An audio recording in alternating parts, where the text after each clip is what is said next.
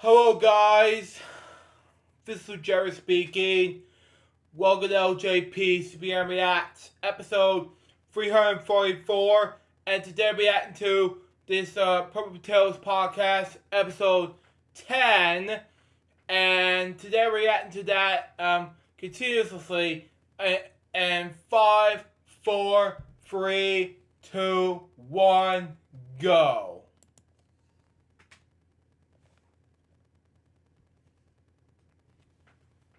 See if it loads. Okay. See what's going. There we go. Continuing our look now at the best in children's television. This morning, the new kid, or dinosaur on the block. So the big purple reptile that kids can't resist. The big purple dinosaur. Teaches about love and it just kind of like soothes the kids. And always, there's that signature song.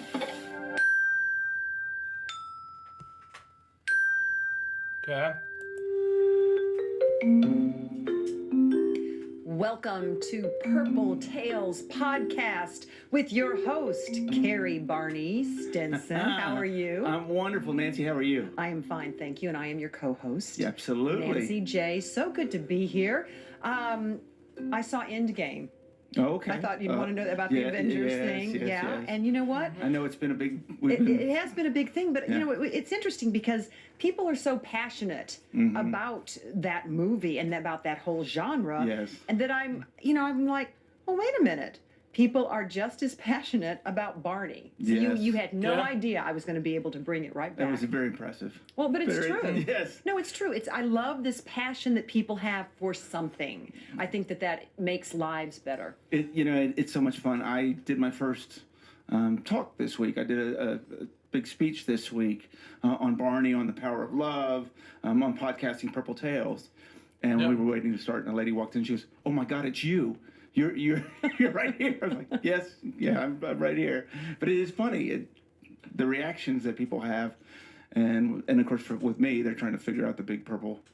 They're looking at me and they're trying to figure out how all that worked. Well, it's amazing how you've blossomed, Carrie, since I've known you just in the last couple of months. Everyone else knew you as Carrie and as the dinosaur, but so many people only didn't really know that you were inside that suit. And hearing you talk about it, I see your passion for it. Yeah. Well, thank you. And I had no idea the reaction that would happen. And hearing people responding to the message of love and accepting and all the things that were so passionate to me for all these years, and everyone involved with Barney that we've been talking about, it's just so exciting to see people realizing they wanted that message and hearing that message and seeing that we always felt that way. And you keep talking to kids groups or doing some things, and these little kids know the Barney songs or sing them, and you promise they don't know who you are? They have no idea I'm in there.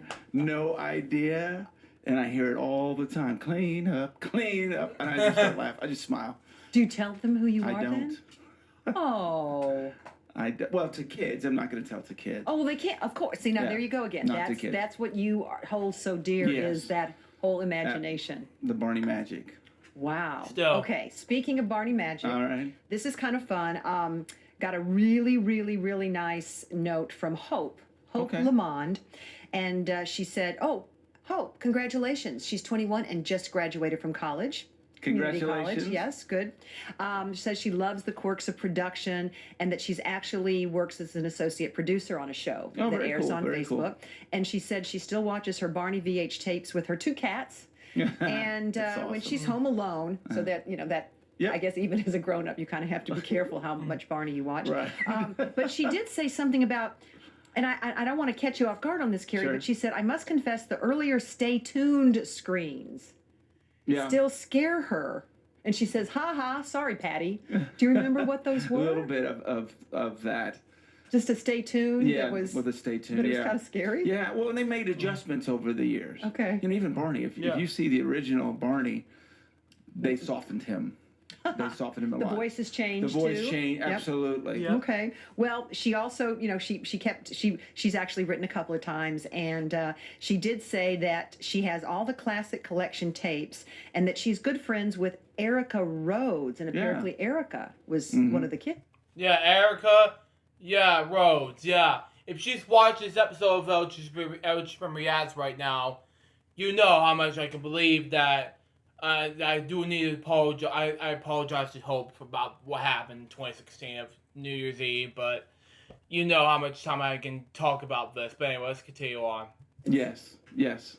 And you remember her. Absolutely. Well, and Hope is saying, she keeps telling her, dude, you should go on Purple Tales podcast. You need to tell your story. So maybe we'll have her, but this is nice. Well, everyone Everyone wants to be on now. And they're all welcome. Well, of They're course. all welcome and excited to have them all No on. wonder you're going crazy, because all these people Yeah. now are calling you. And Well, I had a long talk yesterday on the phone with Bob West.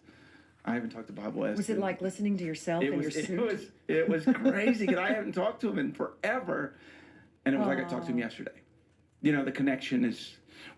All of us were just such a family Yeah. that And he's going to be on. he's going to be on, yeah, in a few weeks. Oh, my in gosh. a few weeks. Wow! A few weeks?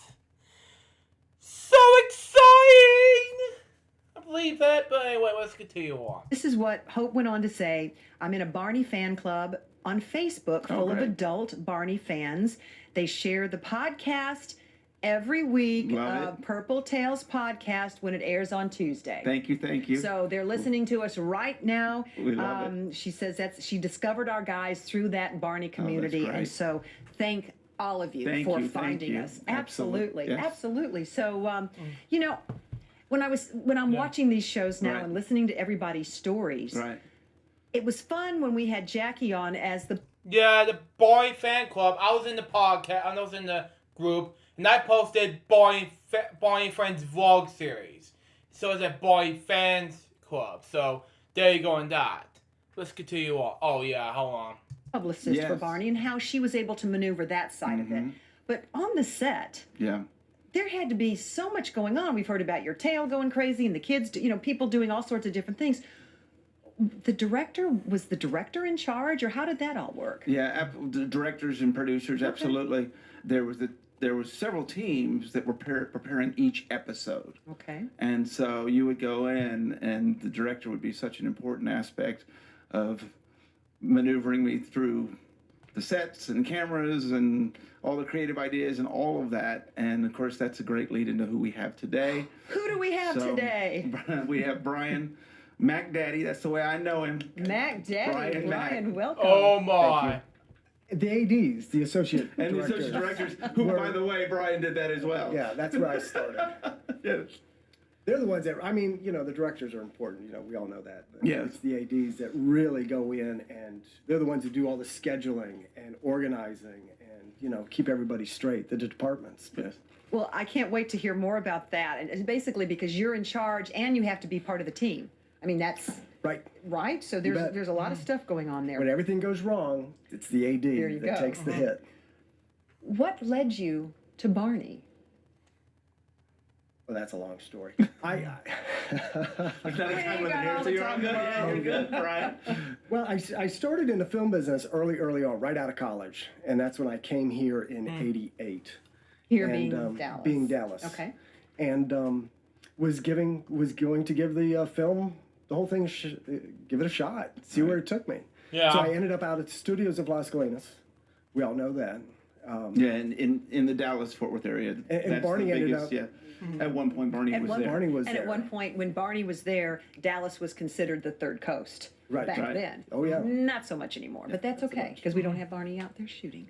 Yeah. Well, But so it was also a favorite place, for instance, of Eric Clapton to come in. And he has been in here numerous years, and he goes out and sets up and he plays and he practices before he takes his big world tours. And that's what had happened then. So that was my first introduction into, the film world. You're out of college and you get a job with Eric Clapton? First, right off the bat. And so I hung out with him for 2 weeks. The way that happened is the roadies all came in and they needed some, cables repaired and some equipment and this and that. So I was helping them out and running errands.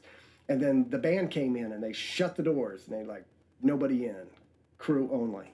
And then they looked and they were like, come on in. You know, Graham took me under his wing. He's like, you're one of us. So I went in and hung out with who's them. Graham?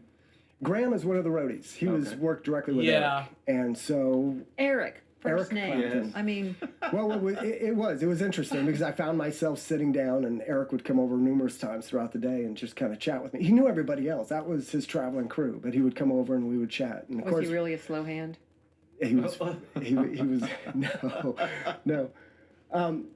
And you know, he did. He asked me, he's like, so you play guitar? And I like, no. I gave it an attempt when I was 10, but that's about as far as it went. But anyway, so from there, ended up out behind, you know, out on the bus, partying with them after the concert.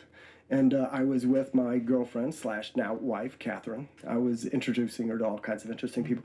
Yeah. But they offered me to go on tour with them. And they said, you know, we got a bed on the bus, you know, help set up, tear down, got all the food you want, but we can't pay you. And I was like, there's always something. So I said, no, you know, I had to. So 3 months later, Born on the 4th of July. And that's where I was on the set. The Oliver Stone movie that was shot. Oliver Stone. Yeah, Yep. here. A lot of it was done here. Yeah. So I tried to get on that as a PA and ended up as craft service assistant. Interesting how you kind of go through the back door to get onto these sets. Well, it is. And if you talk to any director, you know, you're going to get a different story. Everybody's got their different stories, how they got into this business. Yeah. You know, I was a busboy. That's how I got started at Chili's. Yeah. So, I mean, But on all of these common movies, stories. yeah, I mean, on all of these movies, it was all Dallas crew. And that's where, you know, then after Born on the 4th, it was Problem Child, Necessary Roughness, Hexed. I mean, back then, there were a lot of films that were coming through. And then Walker, Texas Ranger. Years and years. A lot of those people were part of Barney, too. Yep, 13 East. We did Delta Crash 191. If you remember that. Were you? No. So you were on Problem Child. Walker, Texas Ranger. Walker, I played Texas a reporter. All right. It was a stretch. No, but what's interesting is, though, you had all of this amazing film experience and working with these great big names. And when we weren't working films, then we were all working commercials. So we went and moved on to commercials, and the film stopped coming around. Well, you know, there's some long format projects from time to time, but it was the commercial. So you really became family. So a lot of the Barney people, you know, the crew, I knew them way before Barney ever even came about. I didn't know Carrie. Because I was on the road. Okay. I was on the road. Yeah. But the grip, electrics, wardrobe, all of them. Some of the roadies, too, that you've told me about. I mean, I don't know if those were anything. Yeah, no, we didn't mix. Okay, different. Yeah, the road crew and the production, what we were doing really didn't mix unless they came in and they were doing rehearsals down the hall. The tour then went back out Okay. with a different different actor playing Barney when I switched, but it kept rolling. Well, so with that kind of a background and where you Eric Clapton, you know him by his first name, and you worked with Oliver Stone. Tom Cruise, Kara Sedgwick, Well, so all of those. so It was a lot of fun, and it was tough to all of a sudden, one day I started to get calls from the producers of Barney. now how did you get those calls? Well, I How had did they known find the you? producers. I had known them, and they were looking for a new associate director to come on board. And they just kept on asking me. And it took me 3 months to finally say yes. But you were wanted, which had to I was be wanted. nice. It was nice to be wanted. Came in for a few meetings and was chatting with them. But here's the thing. Barney, I mean, look, we didn't know. I mean, Barney was huge. It was big. But it was asking a whole lot from me as a director to give up that whole commercial world and all of that. But, you know, in talking with them, I finally came around. And, you know, all of us on the outside of Barney, we didn't know what was going on the sets, you know? It was just kind of, it was all closed doors, and we knew it was on PBS, and we saw it on PBS, but Yeah, I exactly. knew a lot of the people on there. But anyway, so I finally said yes. I said, all right, let's do this. But I said, I want to direct. I'm not here to so much associate direct, because that was my ambition, was to direct. But you were hired on as an associate. As an associate director. Okay. And I was politely told time and time again that, no, you know, you're new. You're part of the family, but you're new. There's seniority. This is There are other people that have been here long before you. So what were your duties as associate So, director? associate director, what we do is come in and we were given the scripts, and we'd be given, the original, the script. Everybody, all the department heads, we all get the script. So you know what's going on, you know what's going to be asked. And then they would change it, and they would go through their script revisions. And so you get a different color, and it might be a little We've change. heard, It might be a about the change. different colors. Oh, yeah. And so what we did as an associate director, we started to break it down scene by scene. And then you go to the department heads and you figure out, are we going to start in the caboose? Are we going to start out in the park? And there are various reasons as to why you can't start in the park. Because maybe Bob LaValle and his crew, they're building something big, and they need that time. So you start in the caboose. So Bob LaValle, He is in set the designer, production, set yeah. designer. and he's going to be on in a couple of weeks. Okay, Right. good. Or, Good, good. or it might be Exciting. Yeah, Bob West. Yeah, it's gonna be big enough for me. So there you go. Let's continue. lighting, and the lighting department needs extra days because they're just coming off of the other show. And so they need that time to start prepping for this new one. And maybe it's a big birthday party in the caboose, and they need the caboose first. So they'll dress that all out, so we'll start out there. So there are a lot of variables that just kind of play into it. And what you do is you start, and then the props and everything that goes into the show, every detail is a meeting. Yeah. Oh, yeah. They do. yeah. They like to just meet everything to death. Well, I had all those too. Yeah. Can you hold this prop? We're building something. Will you be able to do this? Or can you? Oh, yeah. Even Can- like the jump rope and all But you of never that knew. stuff. I mean, you're dealing with these costumes. Right.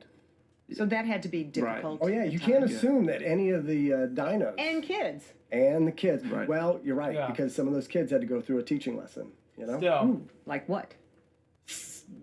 Hopscotch, jumping a rope. It's not. You can't assume that every kid walking into that door knows how to dribble a ball. Huh. So you kind of like, all right, Billy, you can't dribble. So you give it over here. We talked about Just this. change it up. There's such a time limit on, 2.5 days, and you got dinos in hot costumes. You can't wait for a kid to learn how to dribble a ball or something. Like you No, got to you get can't the do one. it on the set. Yeah. And you got to figure that out in the rehearsals. And sometimes you just got to run with it. You change it. You give that action to another kid. Oh, Yeah. that could be cruel. I think the kid understands. I don't want to dribble. I don't want to dribble the ball. Well, so as AD then, what is there like? What is your favorite moment that you can remember? Or what, Just or what getting the out on the crazy, set. Yeah. Everything leading up to it is just, it's hard work. It's hard work because people are coming in and they're wanting to change everything that you've done. And their department is more important than other people's. So they come in and they're just, hey, I need to change this. Well, you change that and it affects this. It affects that, And maybe, it's like, no, we can't do that way because Bob and his team, they need a little bit more time to build, and those props. I mean, when Yeah. you talk to, Bob LaValle, oh my God. Well, the one scene that needed a hot air balloon. Yeah. So the basket, you can't just go out and call some hot air balloon guy and say, can we borrow your basket? Even if he said yes, Barney doesn't fit in it. And you've got to have kids. So you've got to build this massive basket that's probably about half the size of this room. It's huge. So Barney can fit in there and a dino and a couple of kids and go for a balloon ride. So it all needs to be manufactured. I don't think Exactly. that those who are fans watching the shows have had or have even still any idea of what all goes into this. You bet. And Yeah. you can't fly a kite. You can't just, so there are plenty of times, let's fly a kite. Yep. But so what they've done, and it was ingenious, I've got one. It's a handle, and they've got this rod, this stiff rod. It goes up to this kite about 3 or 4 feet up, and kids will walk around, and it looks like they're flying a kite. But you've got to overcome those things, Right. And maybe Yeah. other times they did have a string, but the string was, up there, and somebody with a pulley, and they'd pull it out of BJ's hand, and he would chase after it. But, those kind of things. But overall, you had a ceiling. You're out in the park, but there's a ceiling up there, and it's all full of lights and, and stage parts. So now, did you know Carrie once you became the director? I knew we became friends right off the bat. When I started my first day, they walked me down the hall and they introduced me to the Good enough. guys. And yeah, because we were going to be working as a team. Yeah. I mean, the kids kind of come and go and this and that, but these are that's your team out there. And you got to get Yep. to know them, and they Yeah, not so with much Dean too. yeah, and Dean and the voices, and it wasn't so much Carrie, but BJ came up to me the first day we were out on the sets, and he came up, he's like, Mac, high five, and he went and I gave him a high five, and it just went splat, and there was just water everywhere, and I realized that is how much they sweat in those suits. Oh my gosh. So And they I'm were glad talking you're about bringing that up because well, the AD, whoever the AD was, is the one we would go to. Hey, I got 3 more takes and I'm done, or I've got 15 more minutes and then I've got to take a break, or I've got to get water, or I've got to get to. right. The AD was the one every episode that you relied on. Because the director, he's so engrossed in what's going Yes. on and the next take and what was wrong with that one and the timing and trying to fix those things on his end. What I'm doing is it's the operations. It's the different departments are coming to me saying, hey, I need Yep. 5 minutes. I need a minute. Still. Hey, don't go just yet. And And it would be that negotiation. Can you give me 2 more takes, or can you give me, right. if we could just get here? Right, and then it's also, reading these guys, because there's not always time to run out there. It's like, all right, show of hands, who's okay, Right. But looking at Carrie, because the little dinos, here's the thing about the little dinos. Those suits, and they didn't really mention it, their suits were like gloves. So literally, they were zipped into that thing, and it is carpet. It is this thick carpet, and so when they're sweating, their shoes, their feet are wet, their hands. I mean, they would go, and if they did that on the floor, I mean, it was a string of water. It was just sweat. Now, Barney, We know Barney had a he had fans. fan. We Yeah, I didn't know think about BJ, that. did those guys have? Yeah, but you gotta remember, It probably doesn't but matter. they didn't I mean, matter. Yeah, I mean, Yeah. they Well, for them, it might cool off their head, but their It didn't. body It just. no, but for none of us, mine too. It didn't cool anything off. It's competing with so much heat.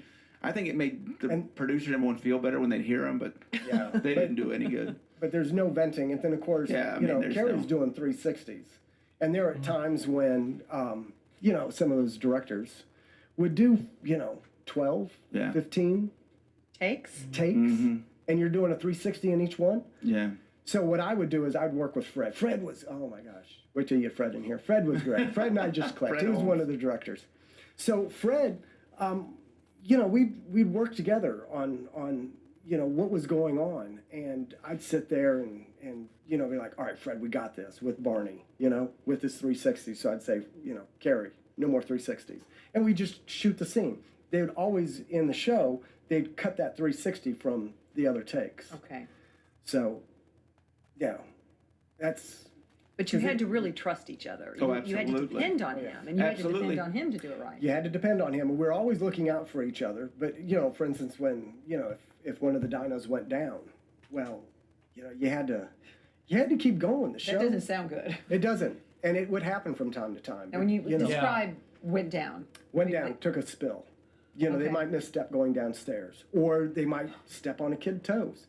Exactly. Because the kids, look, their job was hard enough, memorizing all these lines and where to go and everything. But to be working around the dinos, who's, their view, they've got side blinders on. And you go 100%.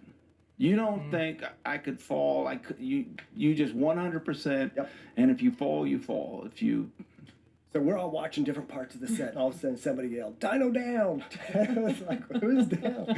And you look out there and you count the heads. So, and then like we talked about before, you have to get all the extras off the set. yeah. Oh, Yeah, well, you want to preserve the Barney magic, so you don't want and then also if Barney was down, it's just it's Yeah. kind of like, all right, kids, let's go take a kid break, and so we'll shuffle them out, and the rest of the crew. We always have a medic on set, and the medic will go out there, and Yeah. And they'll ask before they touch us, "Are you okay? Should we pull Sure. you up? Oh Are my you? gosh. What's going on?" well, because Oh, I could knock you myself in out. particular, Yeah. you can't. Well, let's face it, Barney. Yeah, there was a But couple. not a lot there, of arm movement. there Not- was- You was a can't couple- catch yourself, couple trips to the. and then the head Yeah. hits. And he's in there, and you got that bite bar, and I'm sure you're getting that bite bar out of your mouth before you. Yeah. you know, Wait, you said a hit. couple of trips to the ER? Yeah. You did? Oh yeah. Can I mean, any permanent damage, Carrie? You. No, we know what a stupid question. Yeah, exactly.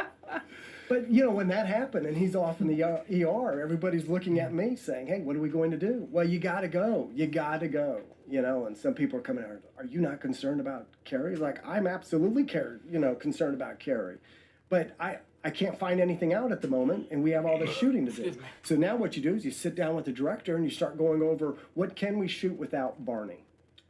Because you are on a time crunch. There is no, oh, well, let's just come back and we'll do it another day. There is no other day. Your schedules are full. Everybody's, Exactly. This is when it's scheduled to happen. And they just tell me, come back with a note. Yeah. And I'd always come back with a note. Right. Come back with a note. You actually had to have a Absolutely, note. I did. From the doctor. Absolutely, I did. But the one time I was, I put it in the works to get somebody else in to do Barney. Now, the Barney people. Did you know this? Yeah. Yeah. I don't, Oh, okay. yeah. Maybe you But didn't I know don't think this. it Okay. happened. Okay. No, it didn't. Yeah. But Mark came up and some of those, the Barney department, they were just, hey, if we do this, we're changing everything in the suit to fit this guy. Do you want to do this? Because they're not the same height. They're not the same height, and they're going to make these adjustments, and it's going to take time. And I thought, well, yeah, we have to.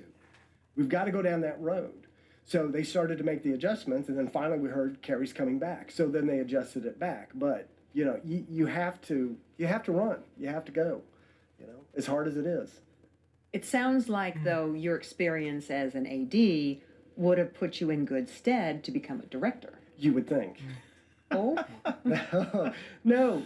So, so where that finally came into play and helped me was Karen Barnes came in. She was from LA, and she came in and took over the helm as Executive producer. executive Okay. producer.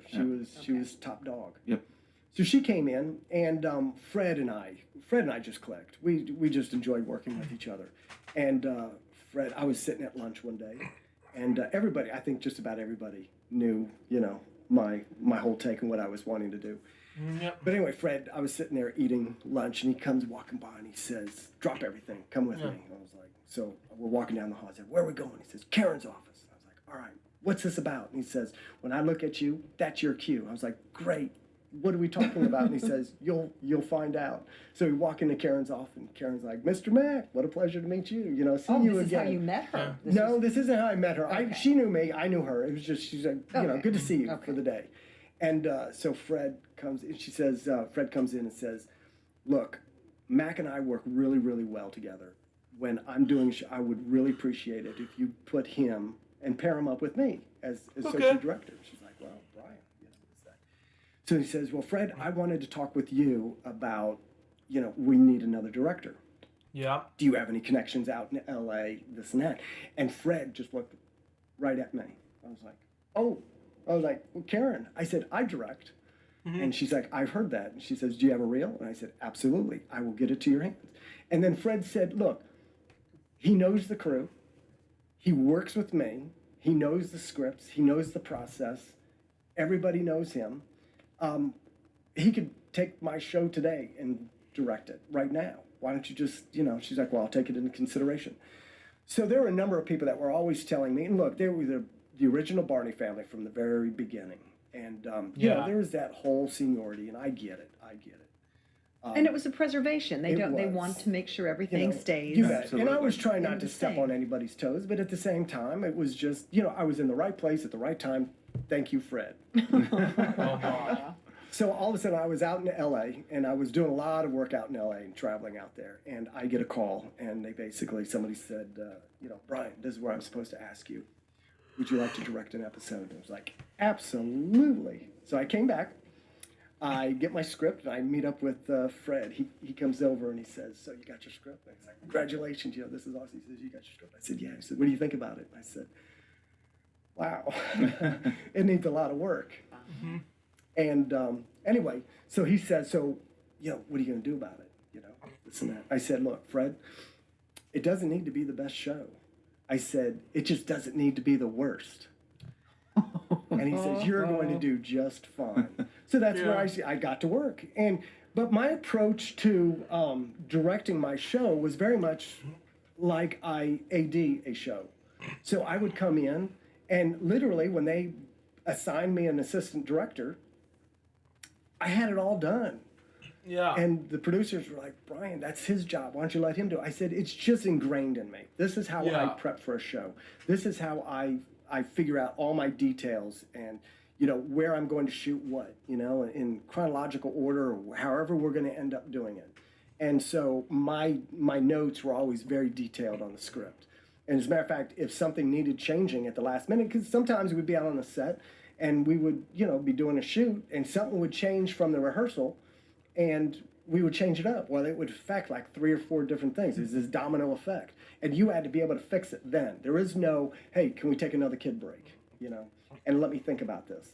No, it was fix it now and let's get going. So you had to reassign camera numbers and shots to the camera guys so that they knew who to shoot and what was going on.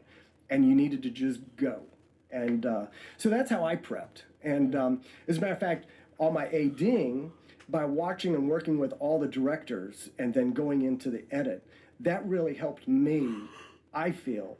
Now, it's not that the other directors were doing it wrong. It's just helped me choose the way that I was going to direct. No, because they all had different styles. They did. They all had. So we knew that when we were getting scripts, we were like, oh, we're in for this, or this is going to be because they all had different styles, and we got to know them after a while. Good, the bad, the ugly. Right. And yet So when you we were- saw you- the name, But you needed to keep it this kind of to look the same, right? but the I mean, styles were Yeah, different. the styles were Okay. different, and the approach, and that's where Fred and I just clicked. Because Fred and I came from the world of film.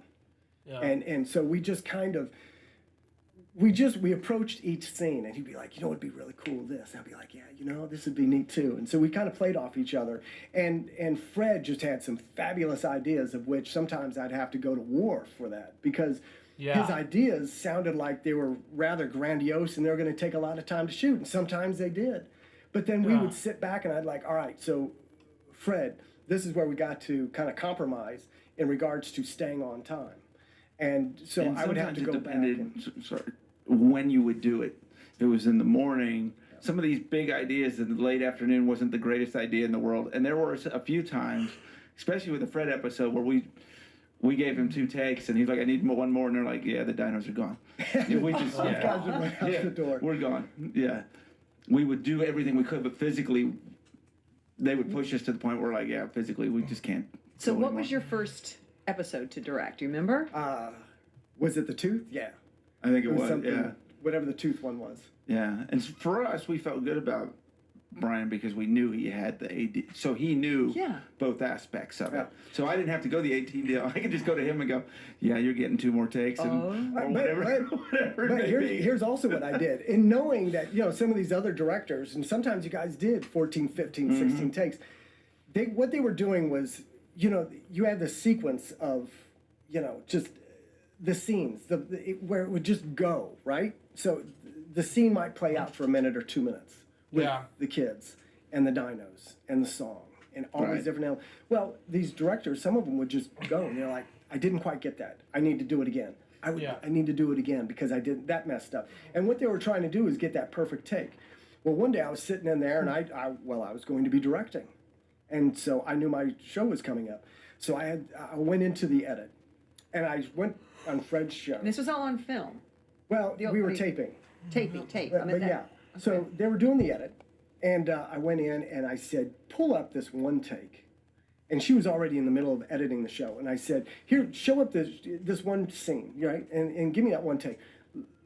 Show me that. And it looked like a strand of DNA. This perfect take that this director had just worked so hard to get went into the edit system and was just chopped up. It was butchered.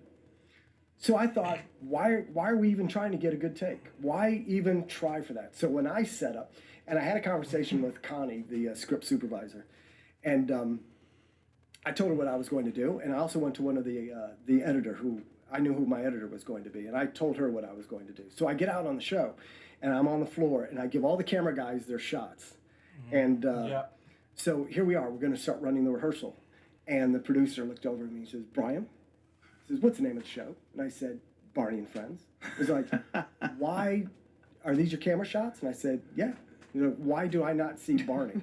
And I said, because I'm not shooting him right now. And I told Carrie, so Carrie wasn't going to be doing his 360s. He was saving them. Yeah. And what I would do is get the kids. The kids were fresh. That's when they're fresh, is at the beginning. So what I would do is work with, so what I did was, look, we have 4 cameras. And the way all the directors do it is you've got your 4 pedestal cameras. Yep. And then you have your cam-mate, Your boom. your boom. And that boom basically stays high and wide, and that's what he does. So You he does, just yeah. get your Gets the wide whole, shot. right? Yeah. Okay. That's it. Okay. So he sits there and twiddles his thumbs most of the time. Yeah. When I say Well, that. wait till we have the boom operator When on. Van comes His on. name's Great, Van. great, His Brian. name is Van. Okay. David Yeah. Van. Easiest job in the Yeah, world. we're gonna bring back some audio for you to listen to. No, but what he appreciates. So what I did was I said, Van, so you're getting down. And so what I did was I put all the cameras on the kids, right? And then what I had was I would shoot out the scene doing that, and then I'd switch it up. And I was like, all right, I got that. And when a kid messed his line up or something, I'd say, stop, let's go and pick it up, you know? And we would roll back, and I'd take it from that line from before that was messed up, and then we'd go in, and, it was, Jamal, Well, you actually brought some I things did. I here. brought a script. You got a whole big script folder. Is that one script? No, it's very Okay, scripts. good. But so then what I did was I would shoot that scene out with those. And when I got what I needed out of the kids, then I'd switch those cameras up and I would go to now your B position for the same scene. And now let's shoot. And now it's Barney and I get my wide shot and your master and everything else. And the thing that helped with that is sometimes when you're doing a scene, you're going to change a few things up just because the way the kids are doing it, and there might be something, and so you change a little bit, and so anyway. So you have to be So flexible. you want to get your master. Yeah. So your master off of the wide that you always can cut to. I kind of favor that going towards the end because now the kids are in their routine, they're doing everything, and now you shoot it and you got your master, and because Yeah. sometimes you pop to your master, and if Yeah. they've done that at the beginning, they're pulling it from the first good take or whatever. Not everybody might not be in the same place. Still. But anyway, so what I did was I was working with 8 cameras now, not 4. So that was your call to That work was with my 8. call, and Okay. and the producer actually called out the editor and said, "Don't do anything yet." He pulled out an editor and pulled him to the floor and said, "This is what Mac is doing," and she's like, "I love it." She says, "I can't believe this is actually going to happen." So she went back and we sat in the edit, and everybody, it hadn't been done before. Yep. And the editor, the producers are like, so how is the edit going? Are you able to do it? She's like, are you kidding me? Go ahead. Give me a problem. I'll be able to fix it. Because I've got 8 cameras here, not 4. It sounds Exactly. like you brought your own vision to. Yeah. Well, a your lot of that project. helped by working with, a lot of different directors, and I've always, I went to bat a lot for Fred because, I was supposed to be working for the producers, and I got that from time to time. Yeah. I'm supposed to be very time conscious. There are a lot of aspects that the producer would really like the AD to kind of favor. And what that does, it kind of takes you a little bit away from helping that director be on the creative side. So when he's trying to get something, you're like, sorry, you don't have it. You got to go on, and scratch. Did you have a good AD? I did. I worked with them all. And no, they were great. But I you knew enjoyed what working. to expect. I mean, I would I think knew you'd what been to a hard expect. boss too, because you knew what they No, could do. well, I got to tell you, the other thing, Karen asked me to come into her office. She says, so, how's the stress? How are you dealing with the stress? I Right. said, stress? What stress? She goes, well, isn't it more stressful being the director? I said, are you kidding me? Nobody's pulling me into meetings telling me that I need to be, this and that and for their department. And, I said, when I was an AD, I had to fight for the directors. I said, now as I'm a director, I just, this is my point of view. This is what I want to do. Exactly. And there was some pushback at times, such as there was one of my shows. It was the cowboy one. I don't know the name of The Wild West. the Wild West. The Wild West With Riff. with Riff. Yeah. And that was a fun one. That had some challenges. And one of the challenges was I had to do some square dancing. I remember. there were a lot of fun things. I mean, I really enjoyed that See, show. it's funny when you say fun and Yes, square dancing in a big purple suit wasn't as much fun as you would imagine. Come on, that looks great on camera. Of course, it looks great. Still. And you hear what would go on. There would be a lot of that going on.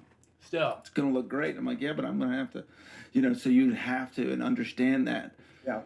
Okay, I'm gonna do this because I know how bad they want it, or this or that, and we were all dealing with that. Yeah, and Carrie and I would sit there and chat. It's like, so this is what's involved, and he would say, well, let's maybe do this or that, or I'll give you, Because some things are much harder than they look. Yeah. Which we appreciate. They go, oh, you make that look easy. Oh my goodness, I was doing this and this and that to make that happen. So Yeah. And all of us ADs at one point were asked to put the suit on so that we have a sense of Really? what it. Yeah, and I was. What that's where was I it went like? with- Tell me what it felt It was like. hot and costume.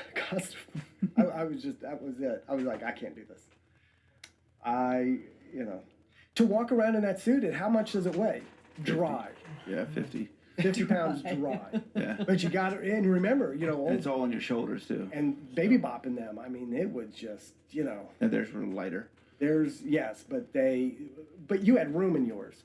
He could pull his arms out, and he could be in there and hang out inside. He could pull the teeth, and there'd be that, Yeah. that breath of fresh air. But see, once again, and that's what I'm saying, there was no breath of fresh air. Oh, yeah. See, they all Fresh think, air. See, they He did. turned his they all fans think it on. was fans, there was breath of fresh air, the guy was kicking back, eating, right. And he eating can Cheetos sit. back there. The other guys, I'm thinking, Having Oreos and milk and cookie, but there was a lot more room in yours than the other guys.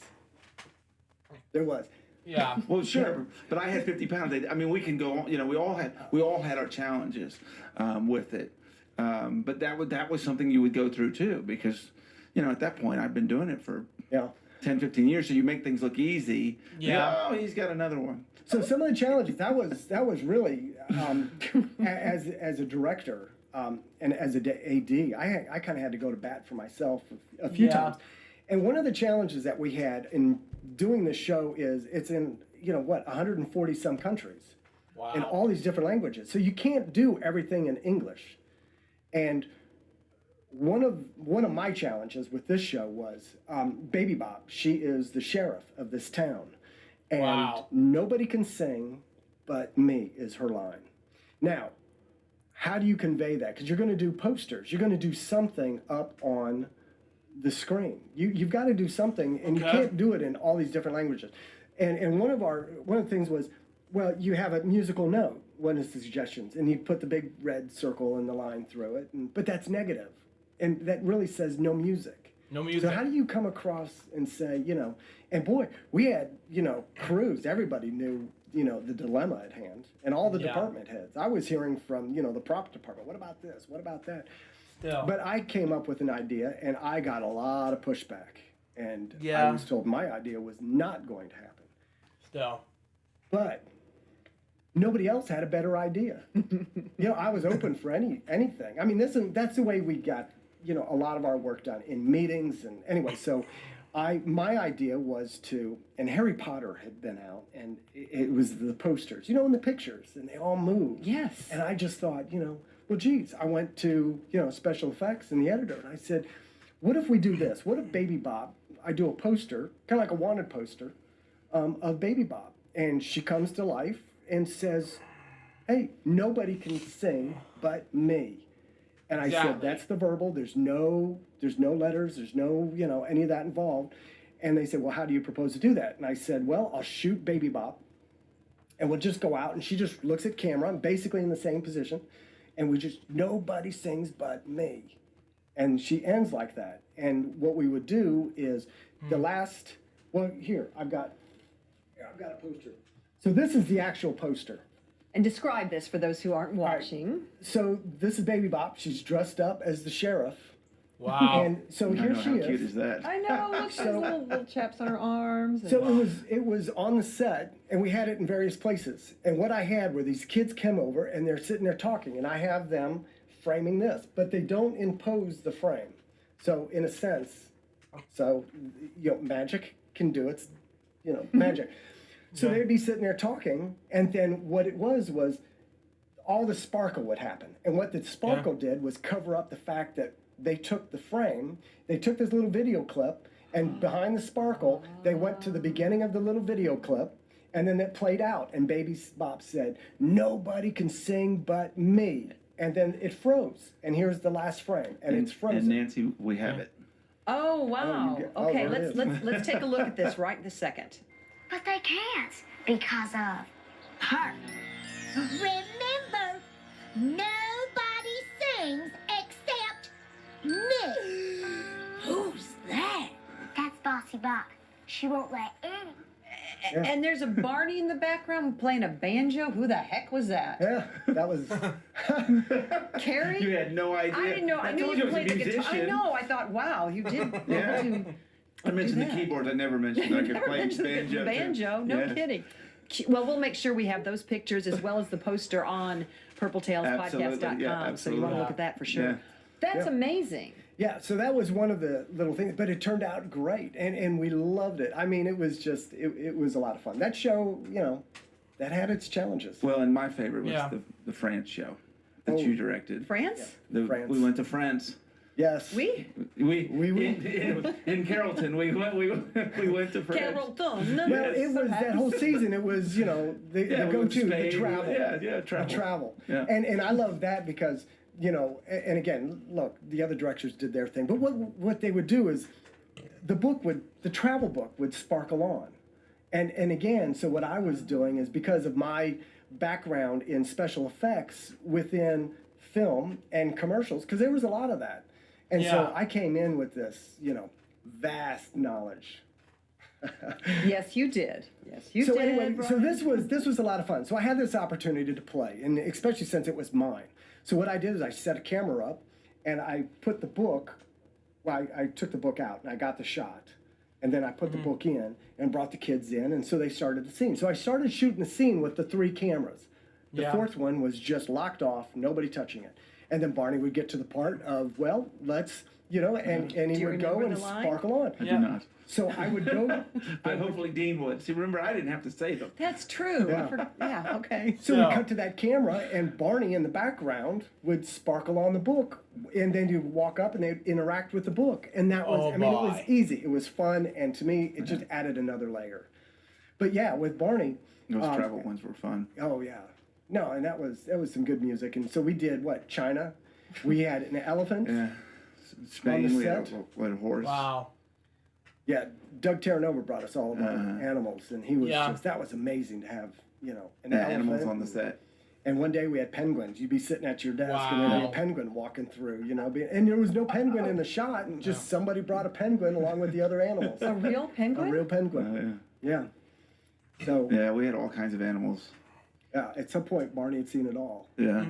Telling us about what you had to do, and obviously your background helped because you had all another vision. Yeah. Would it be easier today, though, with the CGI and all that, or is there something think so. about this that's No, even there would better? be. I think a lot of the way, I'm not going to get into that. It was old school, some of it. Well, but And, it Yeah. was and they moved It in. was an old school time, too. Yeah. Well, Yeah. yeah, and I think with today's technology, you could go in there and you wouldn't have to clear everybody out. A lot of times, when we shot green screen, and you were just, the special effects, there's a lot of it. Yeah. But also, you were kind of limited because I think a lot of it was a time factor, because when we started out, we had a week per show. Mm-hmm. And when I finished up, I think we had 3 days. We'd Yeah. go in on a Monday and we rehearsed with all the kids. And then we went right into shooting. And those kids,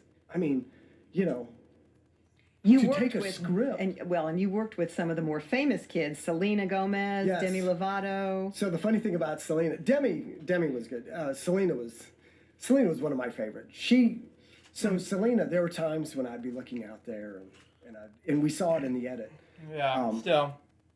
She would be telling the other kids their line. Now these scripts are 50, 55 pages. Right. And Yeah. not only are they memorizing, she's memorizing her lines, but she's got everybody else's memorized. And on top So- of that, the dance moves and where to go and this and that. So if there was, a little dead moment, and you're looking at their script because they might not be following in the script, they're watching the monitor, and they're like, well, where are we? What's going on? Who's missing what? And Selena would be out there. You could see her lips move a little bit, and she'd be telling Still. Joey, and she'd be telling Joey her line. I was like, Selena, we can see your lips move. Yeah. And then she'd do it again, and she had a good point. She told me, she's like, look, he's not doing it. So if he's not doing it, it's no good anyway. So I might as well tell him. And how old was she telling you that? It was at the beginning. Towards the beginning. So what? She was Yeah. 8, 9? 8, 9, and she had everything. I mean, the whole thing. And she'd be sitting there. She would. She'd be giving them stage direction as well. Now that was great from my point of view because it moved things along. And sometimes, it would. You could cover it up in the edit. Oh man. But there were other times when I was like, Selena, she give me that sheep grin, and she was great. But to sit there and I mean, these kids memorize these scripts, I couldn't do it. I tried. Yeah. I tried. There was a show, and I tried to take somebody's part and memorize it, and I couldn't. I had too much other stuff But going I on. love that you did. You put the suit on. You tried to memorize. You tried to be part. I mean, you were, but I'm just saying you were able to relate to everyone. Well, you're asking these people to do stuff that the one thing you don't want to hear from an actor, is that you do this. If you think it's so easy, you come out here and do it. Selena actually came up. And we were doing a little break. I don't know whose department we were waiting on, whether it was props, lighting, But Selena came up and she's like, Mr. Mack, I can do your job. And I said, oh yeah? And she took my glasses and she put them on and she started flipping through my script and she started telling the camera guys, who they're going to be covering this and that. Yeah. She's like, and Mr. Mack, you go out and you be me. I wish I had done that. I was like, absolutely not. I'm not going to go out and play a 9-year-old little girl. But that would have been fun. But what that would have been a lot of she fun. was brilliant even then. She was. Yeah. She was Oh always my. she knew the stage direction and what was going on and the purpose behind it all. And there were some kids that didn't get it. There were times when like this, I won't put them out there, but there was one kid where you just had to so you just do the countdown and in hopes that he was walking around, everybody else was in their place, and that he was going to swing back around, and by the time you counted down and it was action time, he was going to be in a spot going.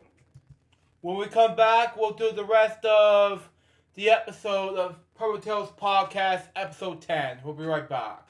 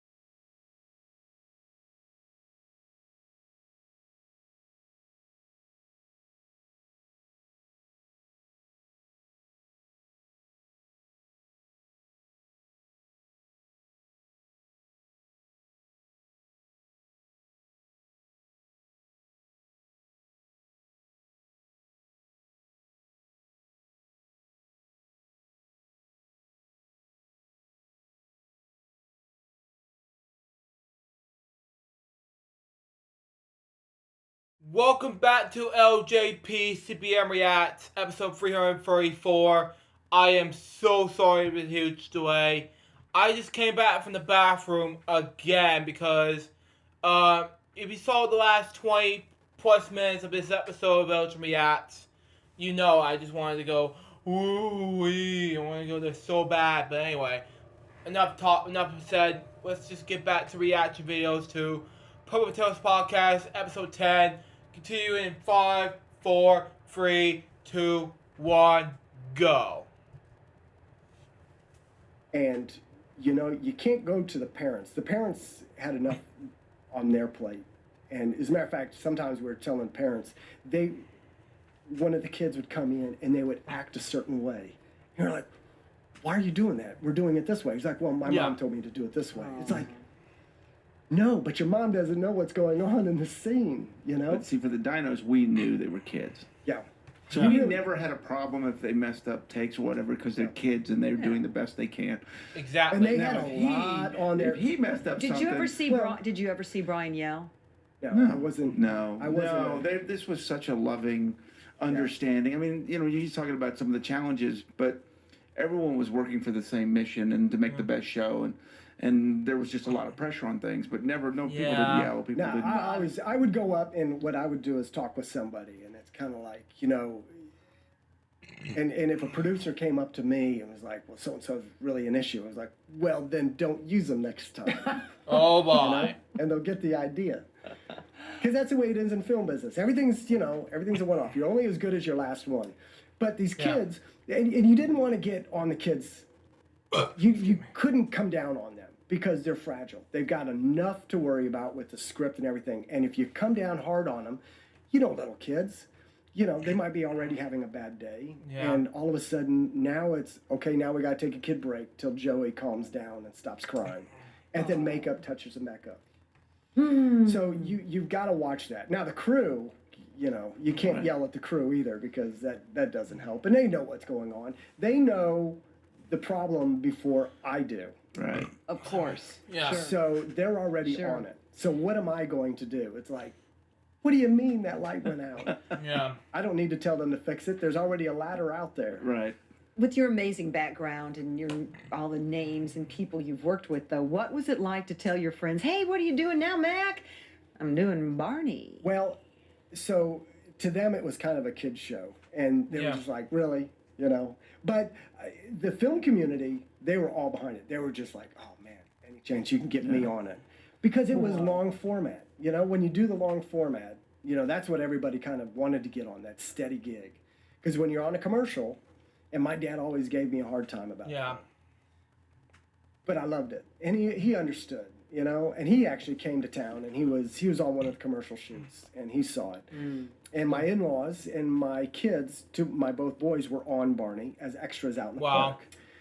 They got it. They loved it. And they, you know, they're the only ones that really, you know, to everybody else. You know, I'd get people were really amazed. They're like, really? You know, that's really cool. But the film people were just, I know you're on it. Can you get me on it? You know, but it was fun. It was a lot of fun. What are you doing today? So, Barney, we knew Barney was coming to an end, and they're really in this town. It's kind of changed, unfortunately, to where, you know, there's not a lot of those movies, television shows coming through. Not like they used to be. I mean, the 90s were full of films. Yeah. And Walker, Texas Rangers seemed to be around forever. And, you know, there have been a few other projects that come into... Anyway, for me, it was 3 kids, a house, you know, private school. So, you know, to go back out into the commercial world and fight for commercials. Because every new commercial, you know, when it ended, my dad would be like, all right, so what's next? I'd be like, I don't know. He'd be like, when are you going to get what's your next job? I was like, it could be tomorrow, could be next week, could be a month from now. Yeah. How are you going to do that? That's right. And that's what people are struggling with that today. I mean, and, you know that we all do that as freelancers, doctors, and so on. Yeah. It's a true love to be in the film business. Mm. Because one day you're sitting on your couch, and the next day you're working out there, and you've got, you know, Tiger Woods right in front of you, you know, and you're working with him. You know, it is too cool. That's the thing that I loved. You never knew who you were going to be working with next. I mean, just the array of talent that I've worked with, you know, and I could sit here and drop names all day long, and it was just, that was what I loved, you know, and the creativity and the film family in this town. It's just, it is too neat. Where else do you get to the opportunity to go to, you know, Cape Town, South Africa for 10 days and do a Nestea commercial? And, you know, that was always a lot of fun. But when you got home and the bills needed to be paid, so what I started looking for is, so I've got a lot of friends in real estate, and the housing market in Dallas-Fort Worth is just one of the strongest in the country, and it's been that way, and it's just been growing. And I had the opportunity to work with somebody that I went to college, same college as I did, Spring Hill College down in Mobile, Alabama, and they had a franchise of this moving company. And no, I'm not going to give them any love. But I worked with them. What I was doing was looking to maybe open a franchise. But you learn from the people you work with. Oh, you bet. But you see, you did that too with the directors. So you go in and you really, and I started to put together a business plan, and I thought, you know, is this a viable option? Because a lot of my other friends, they were getting out of the film. Ken Weber, you know, Vintage Martini, a great clothing store. I've just been looking at that. Seriously. That's too cool. So that's Ken. Ken was part of Barney? Oh, absolutely, for a long time, and I just did a fashion show deal with Ken. Really? Yeah. Okay. So wow. I just saw Ken a couple weeks, a month ago. Oh, wow, okay. We're trying to get a little happy hour to get. I know. Oh, boy, okay. So we still stay connected and everything. And then Terry Madison, Mr. Postman. Yeah. He's got his little post office up there off of Preston and Frankfurt. Give him a little bit of love. Yeah. But anyway, so, you know, what we started doing, but a lot of the family stuck with it. Yeah. And they are still in film. Okay. Being commercials or other projects. And we're all connected, and, you know, but anyway, so what I did was this moving company, and I started looking into it, and I had a mentor. I had a couple of mentors. And so what I did was I went and I did not open a franchise of that moving company. It's a national chain. What I did was I went out and I did it on my own. Yeah. I didn't want corporate. I didn't want anybody looking over my shoulder. You've already been the boss. See, you know what that's. I have this. Why do I think this fits you completely? So I went and I started my own. Could it be Red Carpet Movers? Red Carpet Movers. So it's a little homage to what I used to do. You know, Red Carpet of Hollywood, worked there enough, and Red Carpet Service. So, you know, our reviews are awesome. It's great. It's going out there, and a lot of these people, you know, I'll go to these customers' houses, and I had one the other day, and you know, this big old house. She had kids, and everybody's running around, and this big 2-truck move, and she says, she looks at me, and I will put myself on the crew with a crew shirt. I work with my crews to make sure everything is going fine. We've got great reviews because I look to hiring, you know, people who care, but yet I still get this every so often. A customer will say, "You're not a mover, are you? You know, you're the owner." And you're like, "What?" Like your attitude, you know, this and that. And like, did you always do this? And sometimes customers strike up a conversation with me, and be like, "No, I used to be in film and television. Well, anything I would have seen, and the only thing I pop to is Barney." I was one of the directors on Barney, and it gives me oh my word. Our kids love it. I was working on a project with Dean. Yeah. I mean, with Carrie, and we were on a set, and had a bunch of extras, and they struck up a conversation with me as I was standing there having a conversation with them about the camera. But we were waiting on lighting, and they said, "So, what do you do? You know, how did you get into film?" And I said, "Well, I came with my background," and I said, "You know, I used to do Barney." Like, "You're kidding me!" And the mom pointed at their son, who was about 21 years of age, and was like. Loved, and even his brothers and sisters sitting at the table were like, he's a huge fan. Wow. And I said, "Really?" I said, "Come on." And he's like, "No." He says, I was a pretty big fan. He says, "I really got into Barney." I was like, "Well, hold on." And I said, "Carrie, come on over here." And I said, "Carrie." And I don't do this very often unless it's a huge fan that I find. And I said, "So Carrie here, he was Barney." And their whole family, their eyes lit up. And Carrie was just, you know, really gracious about it. And he asked for an autograph and sat there, and it was a time you find them every so often, you know, the biggest fan.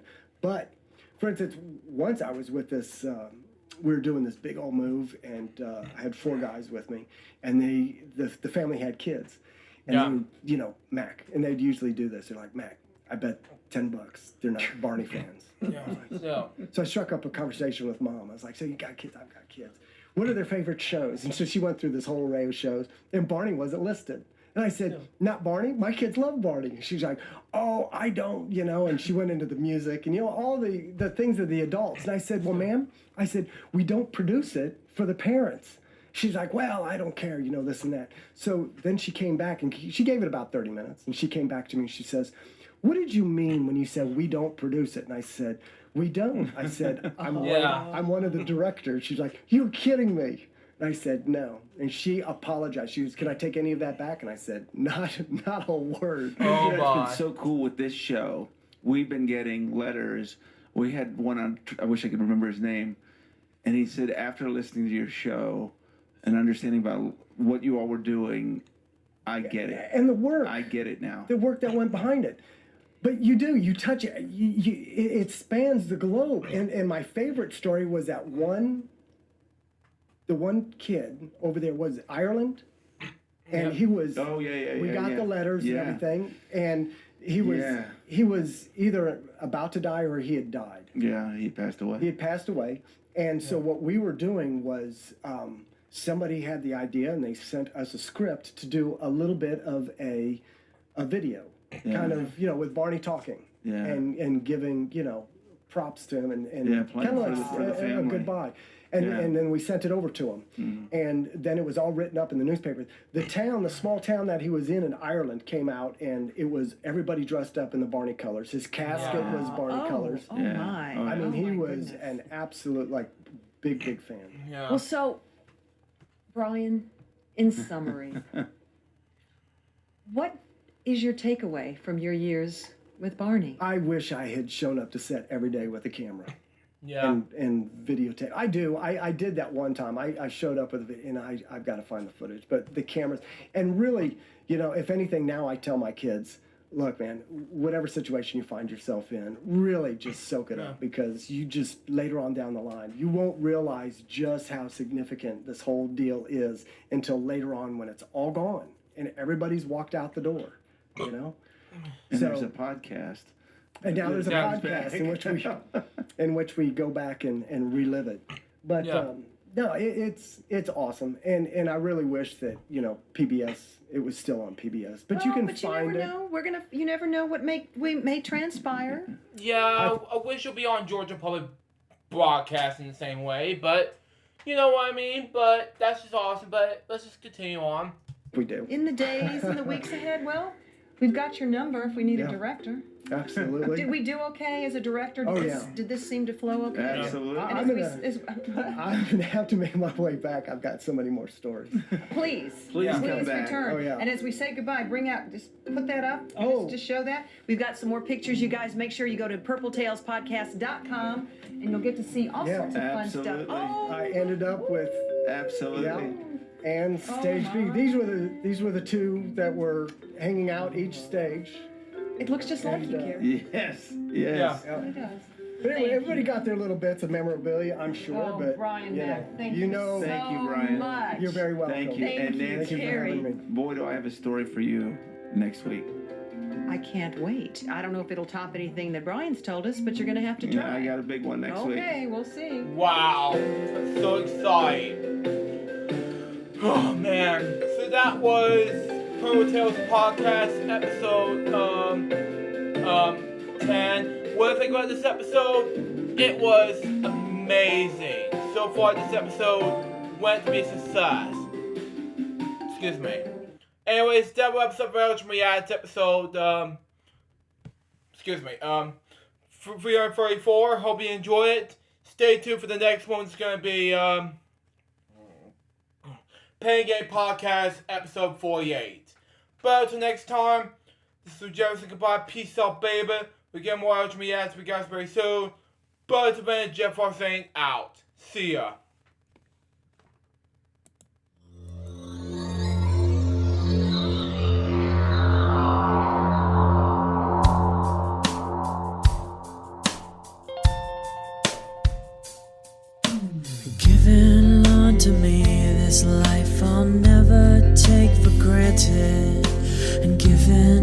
the time I failed to really understand it. I never sought to meet the maker of reality, the one who gave the life that which is always happening. But I tried